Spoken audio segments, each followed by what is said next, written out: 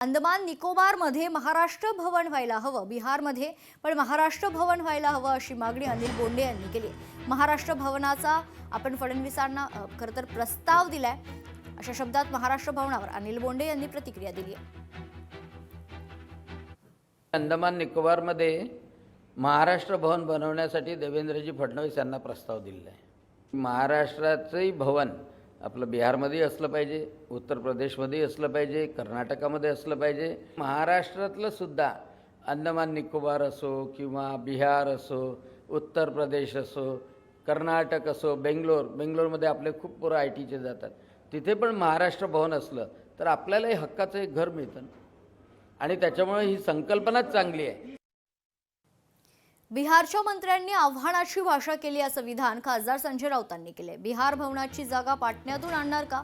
बिहारच्या मंत्र्यांनी पाटण्याचा विकास करावा, पाटण्यात सुद्धा महाराष्ट्र भवन उभारावा अशी मागणी यावेळी खासदार संजय राऊतांनी केली। मुंबईत बिहार भवन त्यांना कशा करता बांधायचं आहे?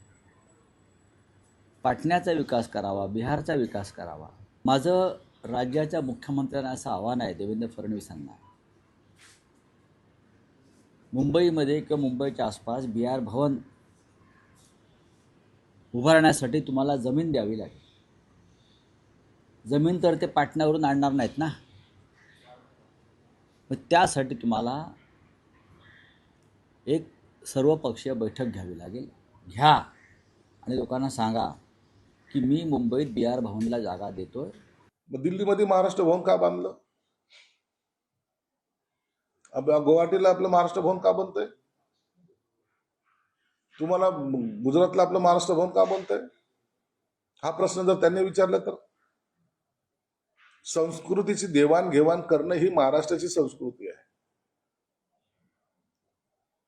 आपण चेन्नईमध्ये सुद्धा बांधू, याचा अर्थ असा होत नाही की कुणाला पाठराखण करणं। प्रत्येकाच्या स्टेटचं एक स्वाभिमान ठेवणं हेच आपलं वैशिष्ट्य आहे।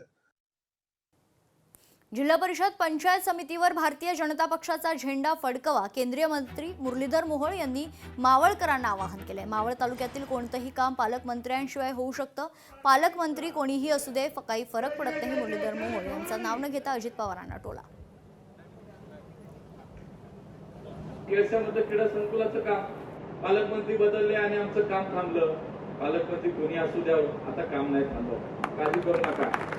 पालकमंत्री जाऊ द्या, आता सरकार आपलंय, मुख्यमंत्री आपले, बजेट आपलंय, त्यामुळे या मावळ तालुक्यातल्या कुठल्याही विषयासंदर्भात कुठलंही काम थांबणार नाही। लोकशाही मराठी ऐका, पहा, जागरूक रहा।